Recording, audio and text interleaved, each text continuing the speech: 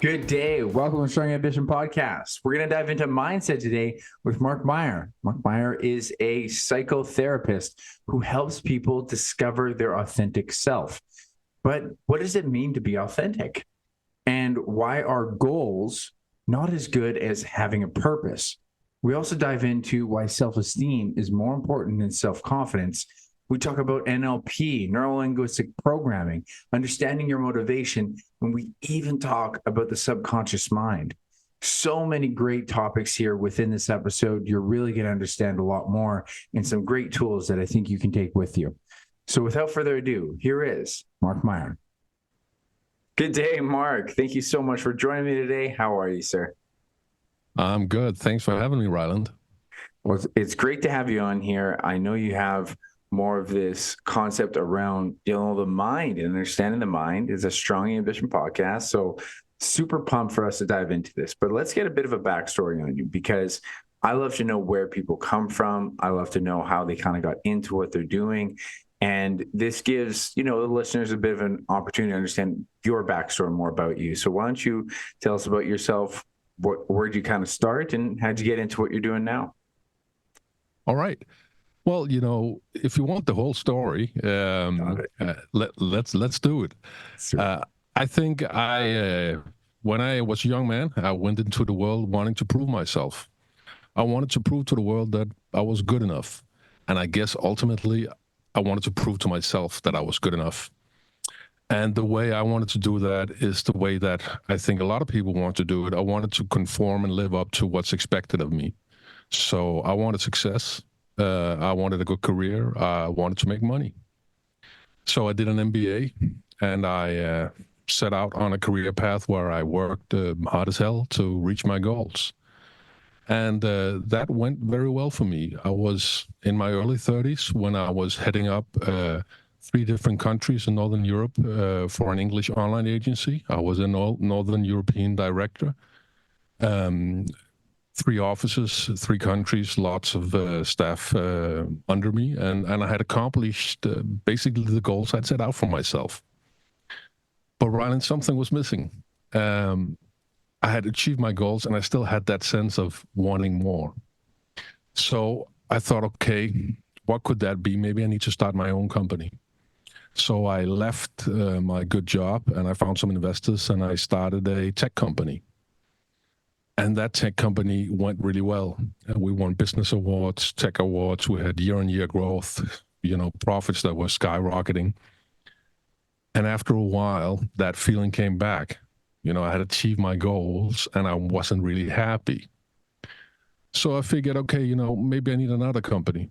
That was my modality of thinking, right? So I started one more company, and I actually did that a few times.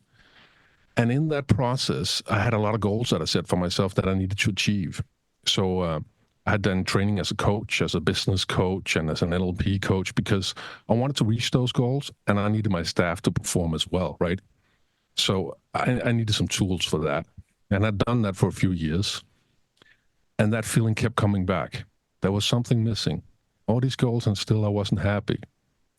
So one night I was at home, and I was on the web, and I found you could train to become a psychotherapist, 4-year training program. And I thought to myself, hey, Ryland, maybe this is what I need. So I trained as a psychotherapist. As I trained as a psychotherapist, and I'll make this story a little shorter now, but as I did that, you have to go through therapy yourself, 40 hours of therapy. And in the beginning, I didn't really see why should I do that. I wasn't there to understand myself. I was there to understand everyone around me. But I ended up doing 80 hours of therapy. And there I realized that I had been chasing all these goals only because I wanted to prove to the world and ultimately myself that I was good enough. And I realized maybe what I had done was not the best way to achieve what my underlying purpose was. So I decided to reconnect with myself. I decided to say, okay, I need to figure out what's authentic for me. And then I started working with authenticity. I coach leaders. I coach professional athletes on finding their purpose. I do a lot of workshops on authentic leadership. And I have written a book called The Art of Being Authentic. That's really cool that you went through that much of a transformation yourself. You came from being successful And I always love hearing it when people have what is on a surface level success, but then this discontent actually resides within them, and they have to still feel the need to make change, and they get very uncomfortable to do so. They continue to chase this calling within them. And I'm really curious about that evolution that you took, this feeling, this pull. And what do you think separates your actions from someone who, might feel the pull but doesn't really call to it, to yourself, who's like, I gotta make the change. I gotta lean into what I'm feeling. Well, I think that I, in a way, I lost hope, but in a good way, because I lost hope that this way of doing things would ultimately give me the feeling I was chasing. And that's when I really realized I needed to do something different. And I think that sometimes we can have that hope. We can have this idea that once I reach this goal, then something will be different. And at one point, I guess I realized that no matter how many goals I reach, I'm still going to feel the same way inside. So there's not going to be some sort of radical emotional change when I reach a certain goal. So I might as well stop and think, well, what do I really want to achieve in life? That's a really big thing for people to understand. And you hear it a lot in the self-help space, is this idea of people really chasing happiness. And the mantra of this whole podcast is it's not about the it's not about the pursuit of happiness, it's about the happiness within your pursuit. And so it's really about that mindset of really chasing things is the happiness. But a lot of people don't understand that. And I suppose what I'm trying to pull back the layers here is that separation for people to appreciate, because so many people get caught up in careers that they're not really sure they should stay in. They stay somewhat content, but then you find other unique people like yourself where you felt in that discontent, but then you have to change it. And I think that's really cool. I think it's really powerful for people to appreciate that story. I was also curious, as you had mentioned, you got into psychotherapy. Can you distinguish the difference between psychotherapy and psychologist, like just a psychologist as a therapist? What is the inherent difference there? Well, I guess there's a difference, and then there's not a difference. I mean, psychologists usually do psychotherapy in their practices, and you could study to be a psychologist, or you could study to become a psychotherapist. The latter has more emphasis on the therapy part, and the psychology has a more has a deeper emphasis on diagnosis and mental illness and a lot of the theoretical stuff behind it. That could differ from country to country, but at least that's the difference from where I'm from. That makes sense. And so when you're going through psychotherapy, what kind of an experience is that for an individual who's never done or ever even thought about doing it? Well, I think it's sometimes just a little bit like being afraid of the dark, right? You imagine that it's going to be very tough, that it's going to be very frightening, but once you turn on the light and you look around, well, the images you had in your head seldom reflect the reality of things. So I think that's psychotherapy. And I do think that as a psychotherapist, for most people that do it, they find that facing their emotions is actually not as scary as they thought it would be. Yeah, I love that description of the dark. So whenever I tell people who haven't journaled before and they got to do some, mental reflection, it's super important when people haven't done that, is I use the analogy of when you're swimming in a lake and it's like a dark lake, like you can't see the bottom. And so if you were to take some scuba gear and to go down, looking at the bottom of that lake, he's like, are there monsters in there? It's like, no, it's a lake. You're not going deep sea into the darkest depths. You're just looking inside. And when you have scuba gear and you got a flashlight, you'll see it's actually a beautiful world down there.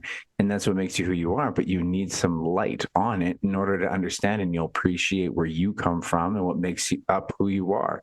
But like you say, if you won't put light on, then it's just dark. and you're worried that this is like just monsters in that lake, and it's not the case. So I really love that kind of shining light on the darkness that's kind of within you. And I also believe that makes you appreciate the things that you're doing, why you're doing them. So from there, I'd really love to understand, let's dive into like the motivation piece, because this is where people, I think, really get stuck. And so many people I know for myself, I'm an online trainer, and anyone who wants to try to do things, you have some people have very clear motivation and they'll follow the steps and the actions. And some people kind of feel like they have the motivation, but they lack the ability to just move, just to make that action, or something gets in the way. How could you help us clear this up for some of the listeners and some of the people who really want to feel like they have the motivation, but it's not clear? Yeah, I think there's actually two aspects to that. Basically, if we want to get somewhere and we have a hard time actually going through with it, usually, there's some sort of deeper lying intention. So we have the intention that we want to start working out, or we want to start achieving this goal, but we're not actually doing it. Usually there's some sort of underlying intention that pulls in the other direction. And if there's something pulling in the other direction, then you need an extra amount of discipline in order to go through with it. So it doesn't mean that you have less discipline than others. It just means that if you're only going to focus on your goal, then you need extra motivation. But as another thing you can do, of course, and that's to turn around and say, okay, going to try and investigate what's this underlying intention. There must be something pulling in the other direction. Why everyone around me getting up and going to the gym? Why everybody around me doing what they put their minds to, and I'm having difficulties with it? Then it's usually we chalk it up to some sort of limiting belief, right? We say, okay, well, I must not have discipline, but that's seldom the truth. Usually the truth is that deep down there's some sort of underlying intention pulling you in the opposite direction. Does that make sense? Yeah, well, you said a really key word there, the self-limiting belief. And if people just sit on that word, okay, self-limiting belief, you've put a belief in your head that's the reason why you're not doing something. Like, you've created a self-limitation. And I've had another sports psychologist on here who says, look for red flag statements. And when someone says, oh, there's absolutely nothing I could do, well, that's a red flag. There's nothing. There's absolutely nothing. Like, you couldn't have gone for a walk. You couldn't do just one thing. But I really love that you're shining lights on what is the thing pulling the opposite direction. I never looked at it like that, because people will have something that they're not aware of that is in some way underlying, helping create excuses. It's creating the reason for them to not do it. And I'm not sure if it's fear or whatever it might be, but I think that's something that people really need to shine a light on. And I also find this is the frustrating thing for me as a coach, is when you see people that are hard workers, you see people who do so many things for other people. It's like, you're not a lazy person. When you have a good intention there, you'll get it done. And I think most of the people will do things that they don't want to do. But for some reason, when it takes that extra will to do it for themselves, which ironically helps them be better for others, they just can't get into it. And so how would you help someone try to peel back? What is this opposite intent? What is the thing pulling them away? Well, I guess that I would ask them a lot of questions about, who they are and what their motivations are and what their values are and what's their life story, right? Because usually within that, we can find some sort of pattern. But one thing I see that helps a lot of people is to try to dig into what's your purpose. What's your purpose with doing things? Because when we talk about goals, and as you said, the happiness is in the journey, right? It's important to understand a lot of people get a little, reserved, or, stand out when they hear it. But, goals in themselves, they're meaningless, right? Because endings in themselves are meaningless. If there's a new song out by, I don't know, Kanye West, Drake, whoever you listen to, you don't go and listen to the last 10 seconds of the song, right? If you get a new book, you don't read the last chapter of the book. And if you're supposed to go out with your friends, you don't show up 10 minutes before the club closes just, to get the last drink and the last song by the DJ, right? Because endings in themselves are meaningless. what we do like is to read the entire book, to listen to the entire piece of music, to go out and dance and hang out with our friends and have drinks and whatnot, right? So it's the journey within that, right? And that's sort of where the underlying purpose is, right? So when we have goals, we need to find out, well, what is the purpose behind it? Because then we can also see, is this a good approach to realize my purpose? Is this goal, does that match my purpose? That's a really good lens, is to have someone dive into what is this underlying thing that kind of calls to you.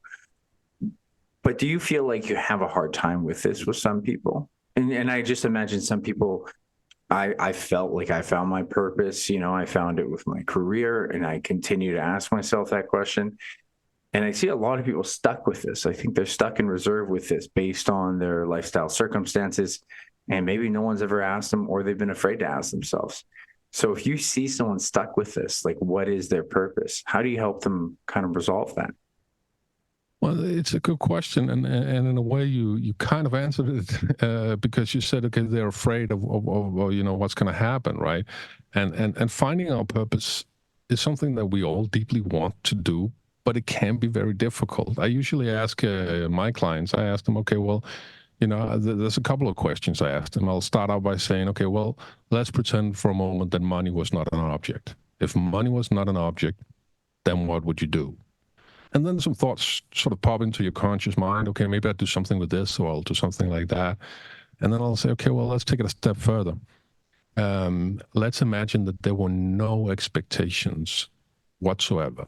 Nobody expected anything from you. Then what would you do? And then some different thoughts come up, right? Because maybe you had some parents that were always happy when you did well in school, and then you felt like, okay, maybe I should go into academia, or, you have a wife or a partner or somebody who expects something of you, or you believe they expect something of you. So we'll just pretend for a moment there are no expectations. Some thoughts come up. We talk about those. What are the key components of those? And then let's say, okay, let's take it a step further. Let's pretend that whatever you did, everyone would meet you with positivity. So everyone would say, hey, you're going, Ryan. Hey, that's a great idea. You should definitely do that. Try and reflect on that. Because then we also overcome something that happens. We're afraid of other people judging us. But when we've been judged a lot in life, which everyone has, then we start to internalize it, right? Then we start judging ourselves. No, I couldn't do that. Start my own podcast on ambition. No. And those are limiting beliefs. Those judgment becomes limiting beliefs. So if we try to imagine a world where nobody has any expectations of us, we try to imagine that people would meet us with positivity, whatever we did. Then it's sort of a mental hack to sort of bypass those fears and sort of get to the core of our purpose. I think that's a really good exercise, being able to break down almost these mental self-limitations. I used to give my clients the analogy of, imagine a room of 10 people, and these are all people that you really worry about their opinions and judgments in your life. And if you were to ask them a question, you would actually have a good idea how those people would respond. And if it was like 7 out of 10 people said no, you don't feel like it's a good idea. If it's like 9 out of 10 people, you really don't feel it's a good idea. And then if it was the opposite and they told you, say, hey, it's a great idea, you feel good about it. But I want you to realize that every single person at that table is just a version of you. You're assuming the way that these people are going to reflect on you. You're assuming that that's why you feel the way you feel. And a lot of the people might even respond significantly different, but it's just you're internalizing their answer before it's even there. And I really love that, because it's so important that people try to create a little bit their own expectations for themselves, right? And I think that kind of dives into the idea of being authentic. So why don't we kind of dive into that a little bit? Because, I know that's where you really focus a lot of your attention. And I think it's a wonderful concept, but I also think it can get really great when we're an ever-changing person. We don't really know ourselves. But what does it mean to be authentic from your perception? Yeah, that is a really good question. And it's also a difficult question, but I'll give my version of it. I think that being authentic is being true to your values, being true to your wants and your needs. But that's sometimes a little difficult. at the end of the day, if we sort of boil it down, I think it is you reconnect with what your purpose is, because we all have a purpose with we're here. And I'm not saying that from some sort of a spiritual high level approach. I'm just saying that we as human beings want to make sense of our lives. We want to make meaning in our lives. And the sum of our experiences in our lives will sort of ultimately manifest into something, some sort of purpose, something we like to do, something we're good at doing, and something that makes sense to us, right? And being authentic is basically saying, okay, well, this is my purpose, and this is what I'm going to express, and then just, showing the world and letting them deal with it, basically. Yeah, I think that's a big thing, right? Is the acceptance of the consequence of your actions, as long as it's in line with what you want to put out there. And that's like, I think you're being authentic if you know there's a risk to it in some sense. And if you feel like what you're doing is safe and it's all fine, more about like the environment and it doesn't feel risky, then you should really question whether or not you're being authentic. But I think the hard part from my perception is when can authenticity not be as clear, right? And so when does it get gray? Because it's not always black and white, especially if you're doing an action you think is authentic and later on you look at it and it's like, actually, that wasn't my actions. I think what I want to come back to is a really important word you said there was values. And it's super important people understand. And I even have a hard time understanding what are the values? And how would you describe to someone to open up that kind of idea? Like, what is a value from your perception, and what should people be like kind of asking themselves what values they have? Yeah. That is, I keep saying it's a good question, Ryan, but you're asking some really good questions, right? I think the first thing we need to realize is that there's values and then there's norms, right?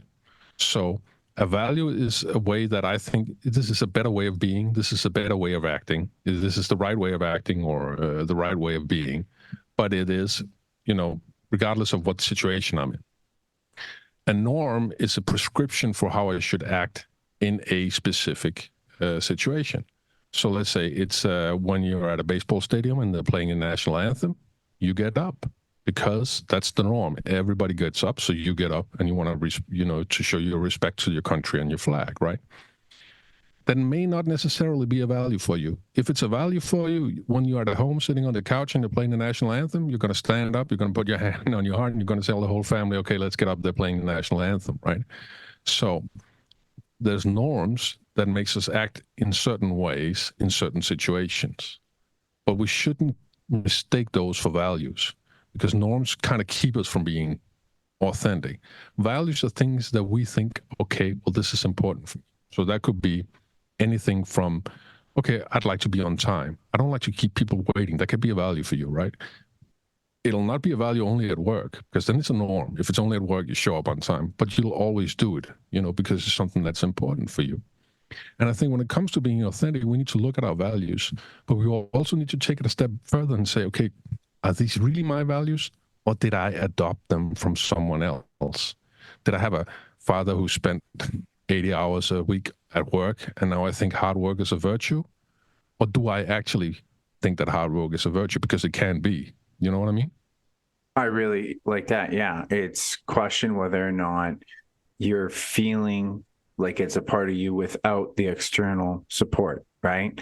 So it goes back to your whole lens there is if anyone approved of it, right? If your dad didn't care if you worked hard or not, do you still care? Does it still something that you really want? And that's kind of like a guess and check system. Is that fair? Spot on.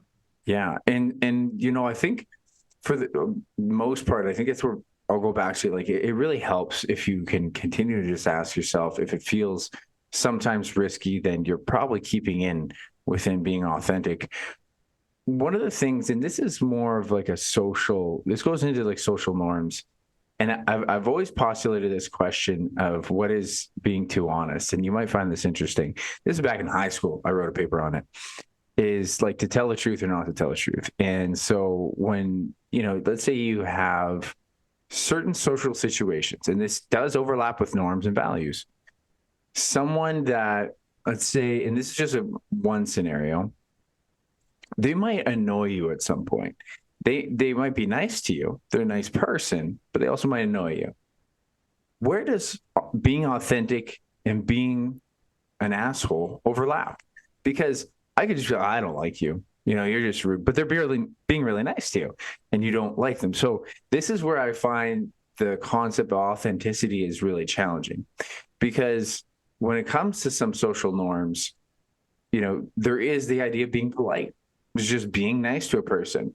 And there's also something about, like, am I being fake because I'm being nice to a person? And there's also, you could be wrong and find out something more about that person. Maybe you find later on there's a value in that person from being polite and being patient with that person. So I just wanted to postulate that question because it's something that I think everyone gets challenged with when it comes to social situations, especially within work and social relationships at work. What would be your view on that, and how to really practice the appropriate amount of authenticity without, being an asshole, essentially? Yeah. It is a good question also, again, because I write about a lot in my book, because that's something we think about, right? And I think there's two sides to it, or two things to it. I think that the first thing is we need to realize that being authentic is not the same as being ego driven. It's not. We sometimes mistake that. We see the rock star that'll only go on stage when everything is perfect, and otherwise he won't do it, or she won't do it, and we say, oh, they're very authentic, but really they're not. They're just ego driven, right? If we want to reach into our authenticity, as you say, it's outside our comfort zone. We are afraid of fitting in. That requires some self-esteem, and our self-esteem is usually tied to a low sense of ego. Authenticity is just as much about me being me as it is me allowing you to be you. So there's two sides to this being authentic, right? Being authentic is about me being me, but there's also me allowing you to step into that space, right? So that's something that I think we need to sort of think about when we think about authenticity. It doesn't mean to be ego-driven. Just say, hey, this is me. I'm going to do this. Hey, you're an idiot over there. Hey, no, you talk too loud. Don't do that. It's about saying, okay, here I am, and I'm going to be me. But of course, I'm also going to allow you guys to be who you are. And that becomes difficult, of course, once in a while, because sometimes we get annoyed and we get angry, and and then it becomes difficult because, well, is it okay for me to be angry? Is it okay for me to be annoyed? And usually I say, when we start feeling anger, when we start feeling annoyance, well, we should probably realize that this is not our primary emotion. There's something beneath it. That anger, that annoyance is telling us something about ourselves that we need to realize in order to become even more authentic, right? So why is that person bothering me? What does that remind me of? Okay, well, that reminds me of, it feels like when he or she is like that, they're not showing me respect. Okay, well, what is it, for instance, right? And what is it with that? What is that triggering in me? So we should take those moments of anger and those moments of annoyance, and then we should try and see, okay, what's beneath that? Because it'll ultimately help us to be more authentic. I think that's a super important point, that people don't realize how often the traits that they see in people that they don't like could be very much a projection of something you don't like about yourself. It could be very much some sort of a mirror inside things that you've done in the past or sometimes tend to do. And the annoyance could actually be just a part of that reflection. But I also really love your description there of giving the person the same respect of space for them to be authentic. And if there's something that maybe you wouldn't do or say, or just something about whatever they're doing that isn't totally in line with how you would do it, but you would want the respect of space for you to practice that's something that they don't agree with. So I think it's that respect of space is just the simplest way for people to really appreciate those social situations. It's like, I'll respect you to be authentic you so that I can be authentic me as well. And it's not like it's a one-size-fits-all approach. It's like an ever-flowing, ever-changing, overlapping thing that you'll get wrong and right a lot. And it's just super important that people don't try to use blanket statements of, well, my favorite one is, I tell it like it is. And I'm like, I think you just tried to give yourself permission to be an asshole, because you just tell it like you see it. That doesn't make it anyone else's reality other than your own. But if you say that I'm going to try to be my best self, I'm going to try to be my most authentic self, and I want to give you the respect for you to be your most authentic self, that gives real openness for both people, and it gives you a chance to be wrong. And I think it's very important that people have that approach when they're trying to find their authentic self. And you can agree with me or disagree with me on this, but I'd be curious. I think being authentic is an action. It's not a state. It's almost no different than, trying to achieve happiness. It's like the idea of purpose. It's like it is a part, like you said, it's the destination, it's the process, and it's an ever-changing process. And so for me to stand in a conversation and say, I'm my authentic self. It's like, oh, you're done? You figured it out? Like you got all the answers? Like, no, it's actually this conversation right here that makes me uncomfortable is actually going to uncover something if I'm willing to be open. So I'd be curious what you feel about that reflection. Yeah, I totally agree. I mean, first of all, authenticity is something that happens when we're together, right? And some people, they think they're very authentic if they go live in a cabin in the woods and as a recluse and sort of let go of living. And I don't think that is authentic. I think authentic happens, when you and I are having a conversation, right? When you're saying something, I'm saying something, you're giving me space to express myself, I'm giving you space.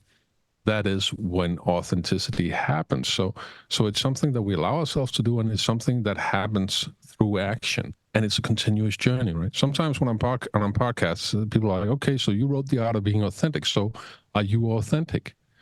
I say, well, I don't know. It's not like there's a certificate, like I have a laminated certificate of 100% authentic, check on to the next goal. This is a continuous journey because also our motivations change over time. What we think is right now, 5 years from now, we'll have a nuance to that. Okay, well, maybe things went exactly like this. Maybe they're more like this.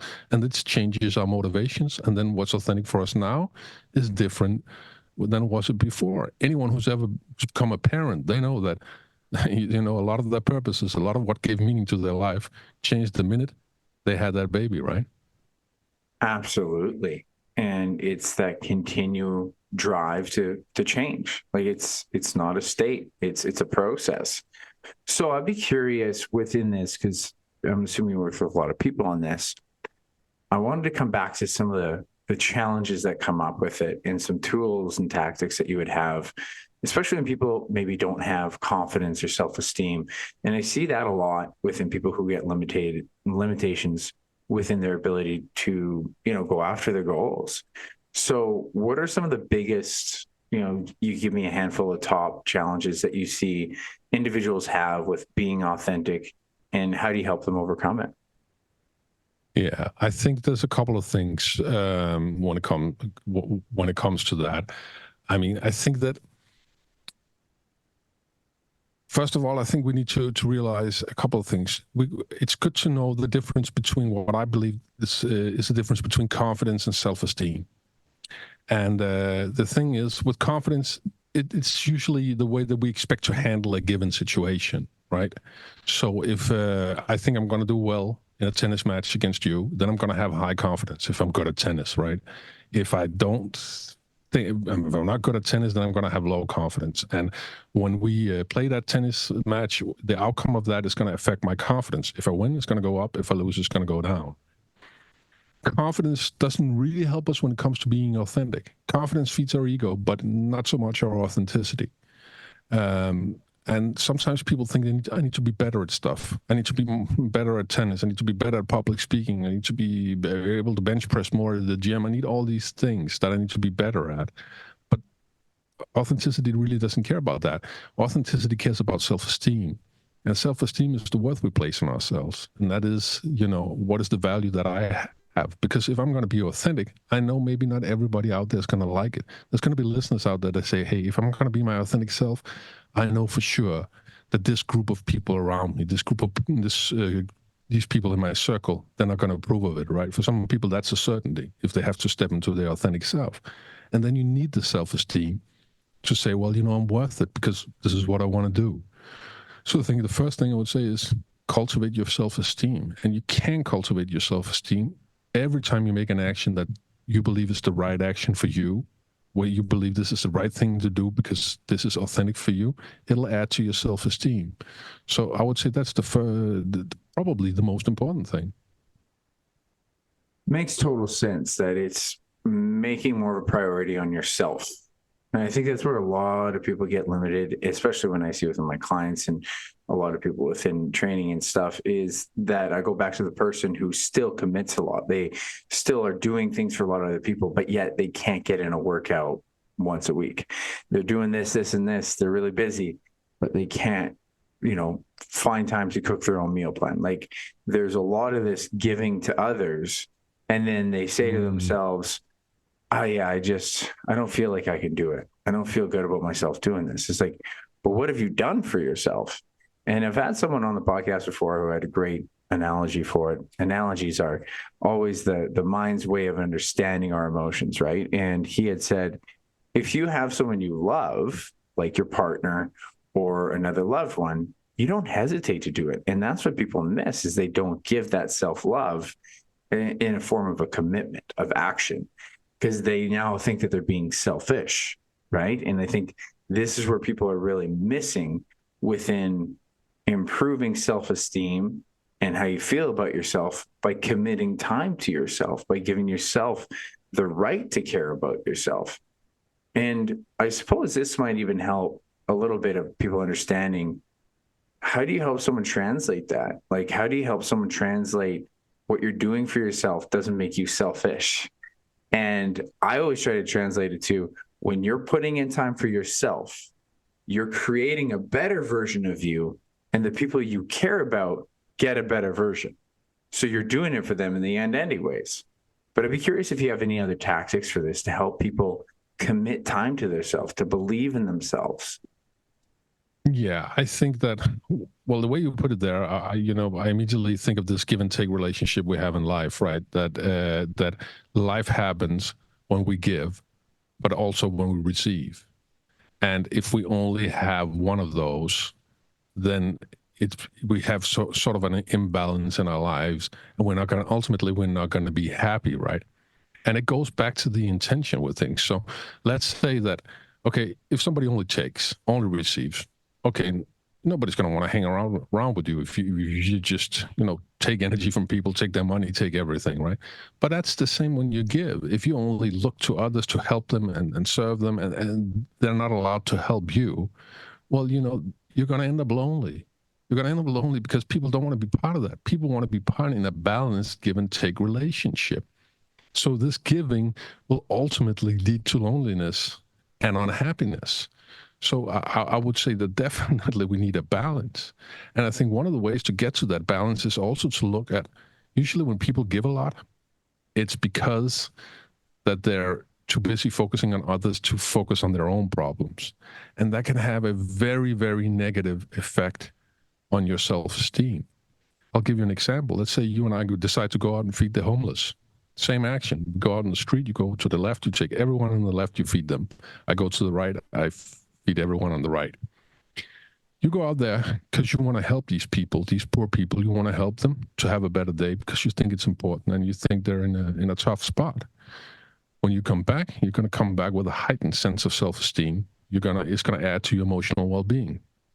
If I do the same, only I do it because I want people to see how good I am, or I want people. I have so many problems in my life. I just can't look at myself in the mirror.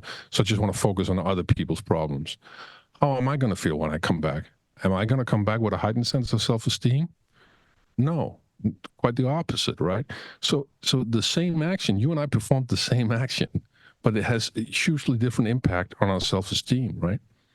And that's why it's important we start investigating our intentions. It's important we can't look to others to see what they're doing. I have to look inside, find out what are my intentions, what can I do, and what is it I want to bring to the world. Does that make sense?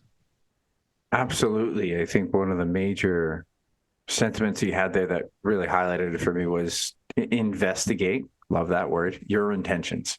So people, like we said this in the get-go of shining a light on the darkness. people need to investigate. They need to shine light on the darkness that was within their mind. Like you're not going to solve problems if it's always behind the doors. And when you set intentions, like, well, what's the intent?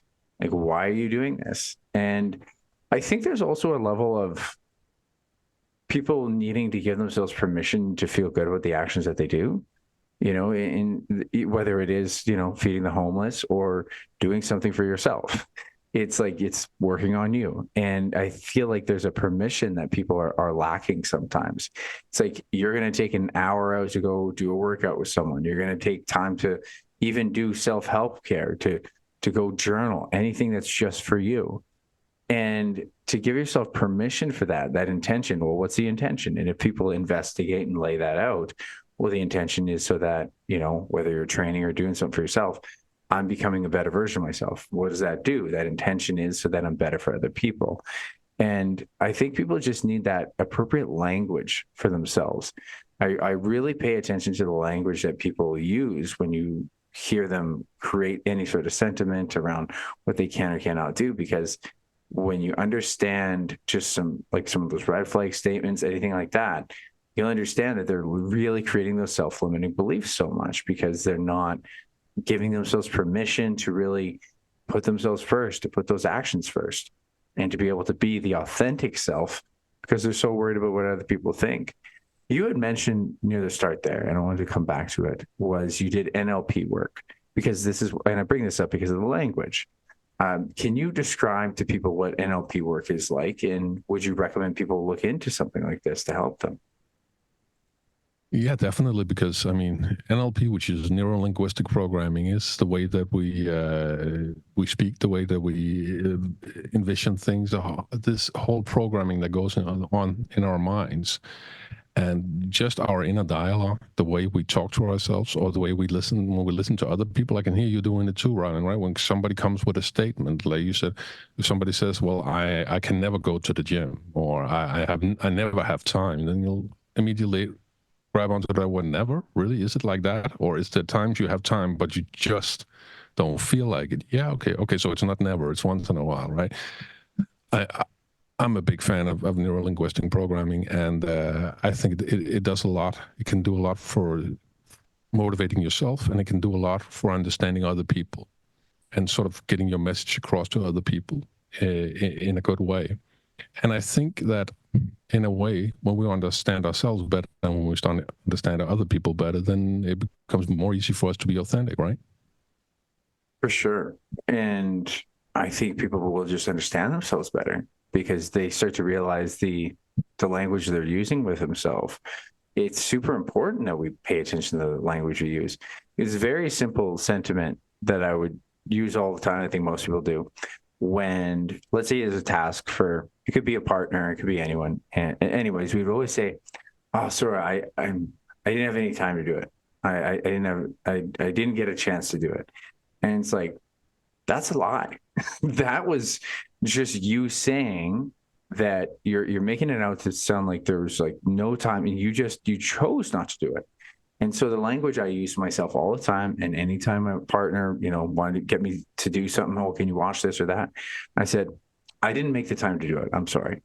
And it's like, I just completely took massive ownership over, I actually failed to make time for something that she wanted me to do. Yes, I was busy. Yes, I had things that were a higher priority. I'm not arguing that. But I'm not going to dress it up and say I didn't get a chance. So I had chances. I definitely did. But then it creates a different understanding of my responsibility to what I said I would do versus not to. And so now it's a higher priority. But if I put a blanket statement on there, it's like, I didn't get a chance. It's like, oh, you can then never have a chance because you can use that sentiment anytime. And I think that's kind of a part of the power of language, so that you can set yourself up for improvement, even when you are missing those opportunities. Is that kind of the lens that you would have people look at when you're using language? Yeah, definitely. Good choice. I didn't get time. Okay, well, I'm sorry. Who's handing out time now? Do you get extra? We all get the same amount of time, right? And if you want to relate that back to, if you want to stay in the NLP world and want to relate it back to authenticity, I believe that it was Richard Bandler, the great father of NLP, who said that we are all in one of three stages right now. We are either in the get to it stage, or we're in the get through it stage, or we're in the get over it stage. So whatever situation you're in one of these three. And the point is, you got to move from one to the other, right? So if you want to get to it, you need to get to it. If you're in something that's difficult, you need to get through it. And once you've done it, you can't just sit back. You need to get over it and move on, right? And a lot of people say when we talk about get over it, they think about failure. Oh, we have to get over it. But that goes for success as well, right? Because life needs forward momentum. So, we can't sit back and just say, oh, I was so successful. What happens with sports people when they sit back and say, hey, I'm the world champion, right? I'm not going to train anymore. I'm not going to do anything. They're going to lose the next fight or the next game, right? So we're in one of these three. And usually when we look at this from a goal-oriented view, you'd say, okay, well, if you want to get to it, the best thing you can do is from you make a decision that you want to get to it, then immediately after you have to take action. So you have to limit that time from you make the decision to you make the first action. The longer that time, the space of time becomes, the bigger the chances that you're not going to get to it, right? So you're going to minimize that space. And when you're in the get through it stage, you would say, okay, well, if there's something that's tough, you got to envision that goal at the end. What's it going to be like that on the other side, right? Then you can get through it. It'd be a traditional way of looking at it. And it's a good way of looking at it, I might add. And when you're in the get over it phase, you need to understand that, okay, if I don't get over it, I'm going to be left behind. I'm going to be overtaken. Life's going to run me by. I need to get to it again, right? But we can also look at that from a purposeful way, using purpose. You can say, if I'm in a get to it stage, if I need to get to the gym or whatever I need to get to, I can look at my intention. I can look at my purpose. Why is it I want to do that? And when I know why I want to do it, it requires less effort and less discipline, because now it makes sense to me. And then maybe I will go to the gym or whatever it is I need to do. The same for the get through stage. When I'm in somewhere that's really difficult, well, maybe I should stop and think, what was my purpose with doing this? And that's a strong and a good purpose, then you can be with it, right? And when you're in the get over it phase, then with that purpose, I have a purpose and I've expressed it, but I got to keep expressing that purpose because that's what gives me joy, that journey of expressing my purpose. So now I get to it. So purpose can help us a lot to go through these different stages and to attain ultimately whatever goals we have or ambitions. I really value the lens for people to put themselves on, because you gotta put yourself on that spectrum in some way, wherever you're at in life, whatever goals you have, whatever purpose you have, especially just because people really get caught up in just the idea of the end point, right? The start and end point, but like knowing that it's just waves of continuing travel. And this goes back to, pursuing happiness versus happiness of pursuit, because people stay stuck a lot at the, before they get to it and they get over it. Like people love that valley, the valley of right in between, of like not really sure what they're doing. But if we think about it, if you have these, kind of slow climbs like that, get to it, get through it, get over it, and you go to the next step. And one of the other analogies I try to tell people is like, there is no top of a mountain, but it's really amazing when you become a mountain climber, because that's just what life is. It's just continuously understanding and appreciating that there's many mountains that you're going to climb. And that's actually what makes it so exciting. And when you actually find that level of purpose and even just the thrill of it, it's so empowering, because a lot of people will get stuck in, I got to get there. And it's more of like, I'm excited to walk there. I'm excited to take that journey. You mentioned it's not the last 10 seconds of a song that you listen to. It's not like the last bit of a movie. It's going to be the journey and the get through it that really creates who you are. So I really love that lens. And especially in this day and age, we can get distracted. We can get stuck in our emotions, stuck in our state. And we get stuck between the get over it and get to it. I think so many, whether it's, you mentioned, it could be a negative situation or a positive one. And you've got to think about getting to something new, because I think most of the misery is with in between. Most of the misery has no purpose in between. You don't know why you're getting up. And if you stay stuck in between, that's where it's really going to isolate you. One of the other things here I want to touch on, because you come from the psychoanalyst perspective, and I think it's a lot in psychology, but I hear a lot more of the subconscious talk within psychoanalysts. And I find it really interesting because it's so embedded within all of our actions, and we don't understand what it is. We don't understand what we're doing. So like, I mean, you could have someone who has a clear purpose, has a clear why. Oh, they sound so fired up, yet for some reason they get in these emotional states and something else is driving. So I'd love to hear your take and your explanation for people to appreciate what the subconscious is, and how do people understand how to really basically, I want to say overthrow it, but not be driven by it. That doesn't help them feel like they're going towards their authentic goals or authentic purpose, rather. Yeah. And I think my approach here is probably different than a lot of people will used to hearing, at least when they go on social media, right? Because the conventional wisdom is that you find some sort of way to will yourself to do it, right? And if you're on Instagram, you'll see somebody doing a motivational speech with opera music in the background, and you can do it. And that's okay, but there's something wrong in your life if you need to motivate yourself like you're crossing Antarctica in a blizzard, right? If that's the level of motivation it takes for you to do little things in life or just to live your life, then there's something deeper that's bothering you. So you need to look inwards, and usually there is. Usually, if you don't want to get to somewhere, it's because you have some sort of, I'm going to use a word here that some people have a little trouble with, but you have some sort of trauma in your life. If you don't like the word trauma, then we can call it painful experience.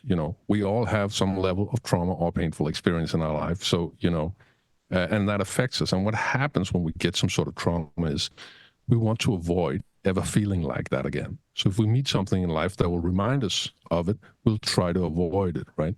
And then in essence, we become like a zebra being chased by a lion. So, where the lion is the trauma. So if the lion goes to the right, the zebra has to go to the left, right? If the lion goes to the left, the zebra has to go to the right. If the lion picks up its pace, the zebra has to run even faster, right? So basically, what happens when you do that? Well, you're in essence dictated by your trauma. Where you're going to end up. If you escape that lion, that trauma, however momentarily, where you're going to end up, it's going to be a totally random place in life because you spent this time trying to avoid it. So if you find yourself having trouble doing some certain thing that you believe is important for you, then there's probably something that you want to avoid, some sort of painful experience that reminds you of this. And I think you would do well in trying to investigate that so that you don't have to run away from it and you can claim direction in your life again. I really like that. It's reclaiming that action. And trauma, I think, is a really important lens for people to be kind of open to. Sometimes I think people can be liberal with the term, but at the same time, some people, it's super important that they recognize that something is, whatever's traumatic to them is to them, right? And that's the worst thing that happened to you is the worst thing that happened to you, and that's important. And I think that lion is kind of what's really interesting when it comes to the subconscious level, is that it's not always formed in words. It's formed within your uncontrollable actions that you can't explain within yourself, but you rationalize later. When it comes to like some of the things that we do, it's like, why did I do that? It's like, I don't know, that I just kind of felt like I needed to do this, even though it wasn't in line with what my goals and my authentic purpose was. It didn't line up, but there was something that just drove me away from me doing what I actually intend on doing for some reason. And I love that you're saying that you have to explore it. Now, from your perspective, is it important that someone gets guidance through something like that? Because if it is traumatic, it takes, a therapist or some coaching through it. Or is there any other tactics that you would recommend people do to better understand whatever that line is in their life? Well, of course, I mean, I'm a psychotherapist, so I think that the therapy is a good way to go, right? Mm-hmm. And I definitely recommend it.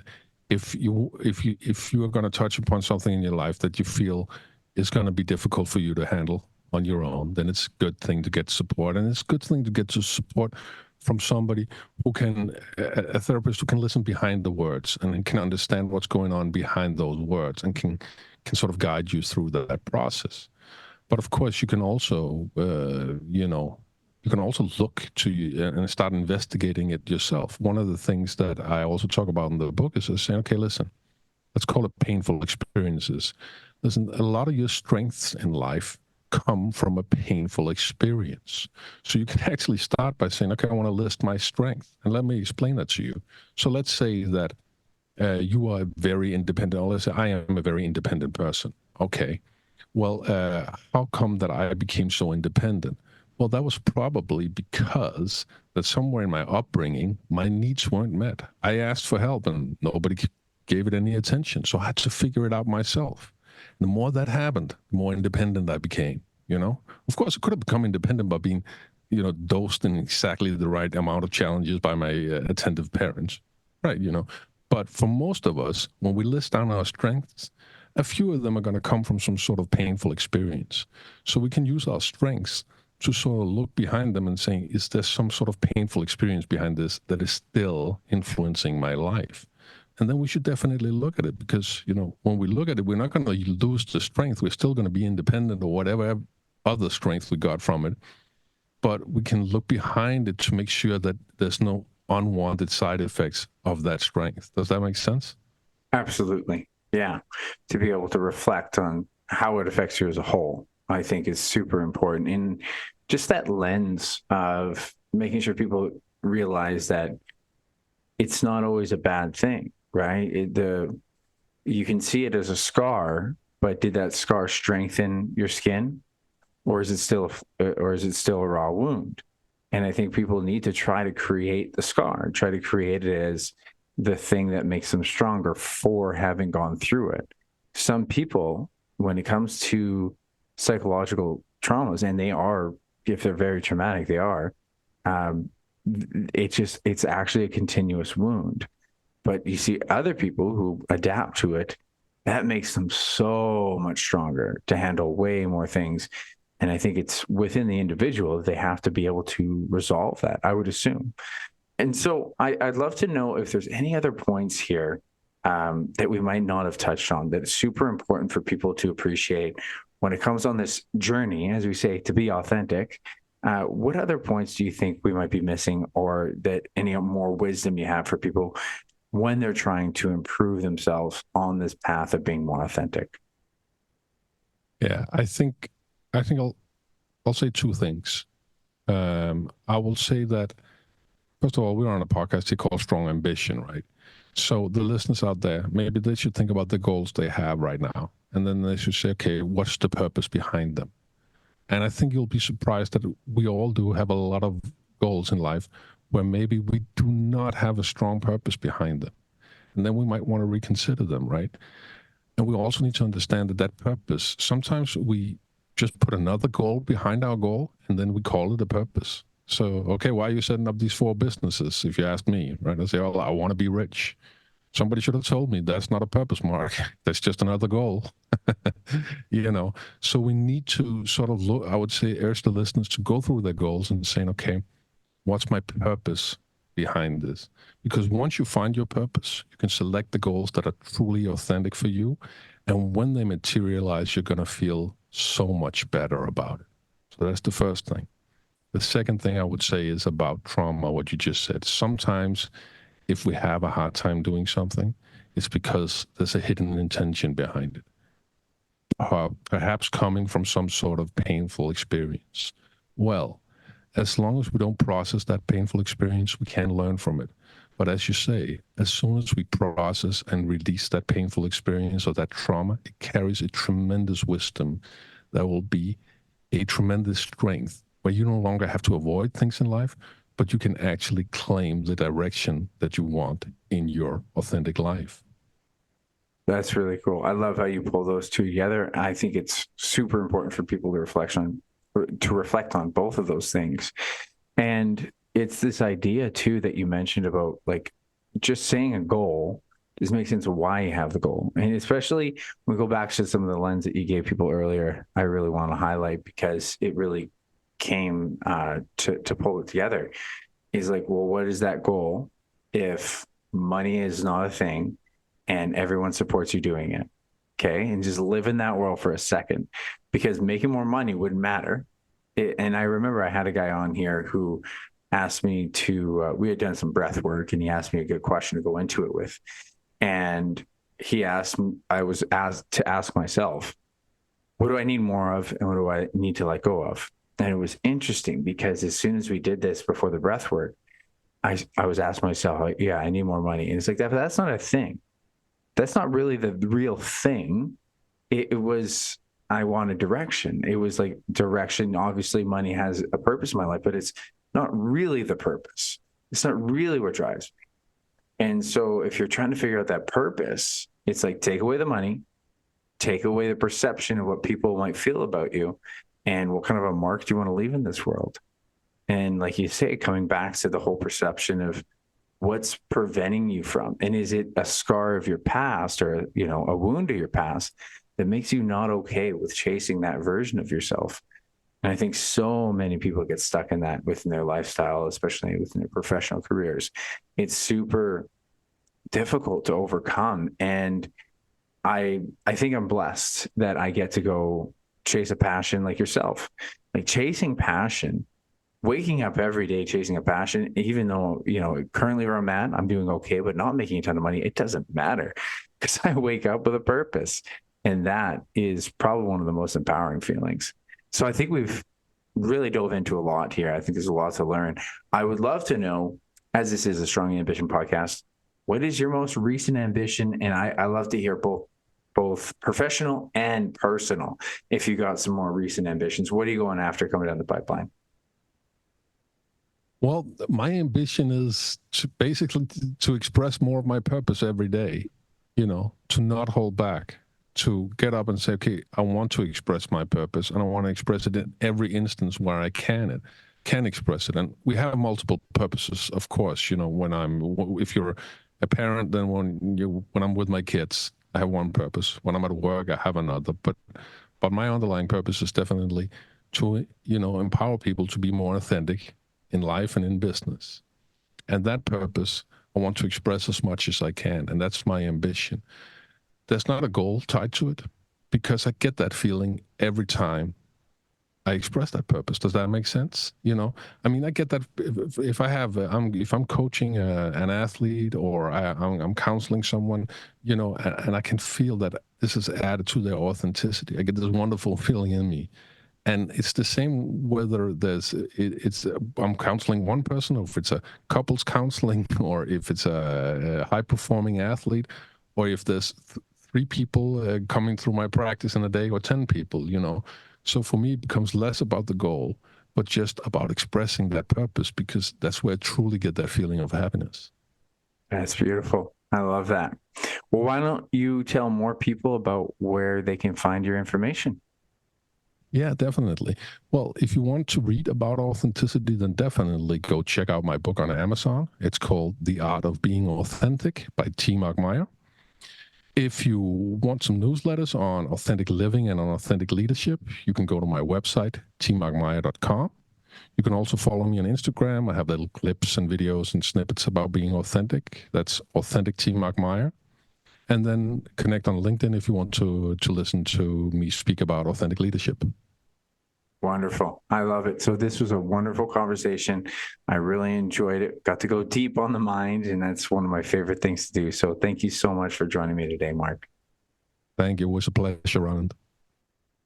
And I think that's where you really got to start with understanding your own motivation, because that is what's missing for a lot of people, is what's motivating them, what's keeping a fire, especially around training or nutrition, is what is the authentic you care about.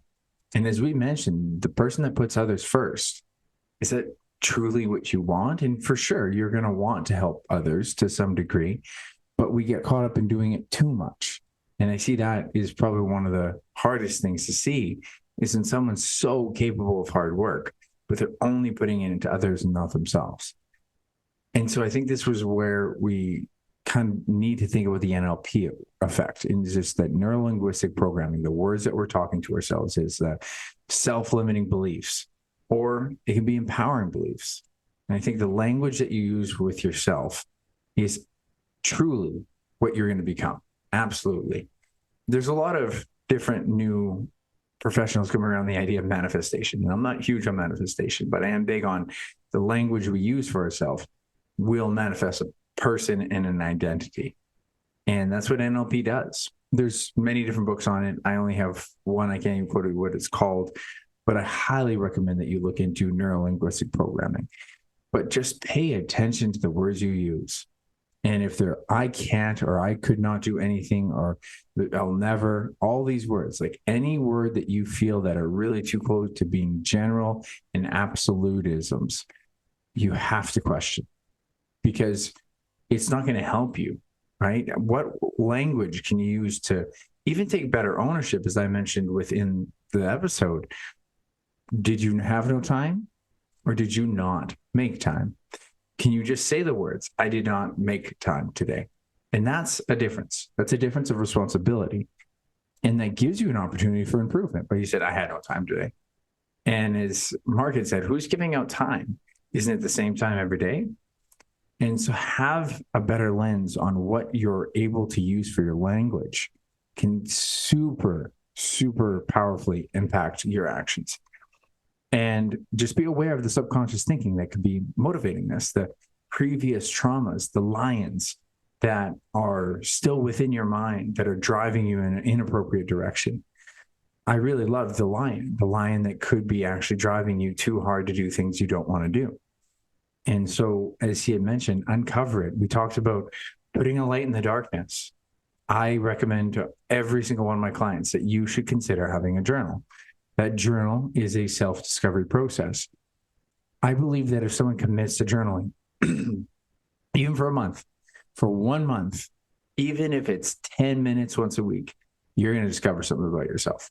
It's a guarantee, because we don't sit and ask ourselves or question about ourselves often enough unless, someone forces us to.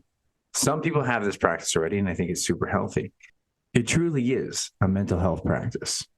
And as we did discuss within the episode, don't hesitate to get support. I think that's step one, is just to be able to ask yourself to make more time for yourself and to reflect on these things for yourself.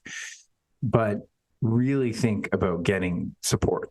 If you have psychological issues that is preventing you from wanting to be your best self, I believe that it's no different than having a trainer, a nutrition coach. Having a therapist is as important, because it is a part of your mental health that will affect you being able to go after your physical health. So I hope you learned a lot from this episode. I highly recommend, if you're really interested in what it means to be your authentic self, to go check out Mark's book. I'll be checking it out myself because I find this very fascinating. And as we mentioned within the episode, it feels so amazing and incredible to go after your purpose every day and to make sure you're aligned with that purpose. Makes you more motivated than anything. Thank you so much for listening to this episode. I appreciate you as a listener. I truly do. And if you want to help this podcast, you want to do me a huge favor, please leave a review, ideally a 5-star review, but it will help me reach more people like you. And I hope you did take a lot from this episode, as I know I did. And the hope here is that helps our ambition, helps us drive forward, help us climb those mountains and keep moving to the next task. As Mark had said, it's between getting after it, getting through it, getting over it, and then getting after it again. Because we're always trying to chase something new. Because life is not about the pursuit of happiness. It's about the happiness within your pursuit. And I'll catch you next time.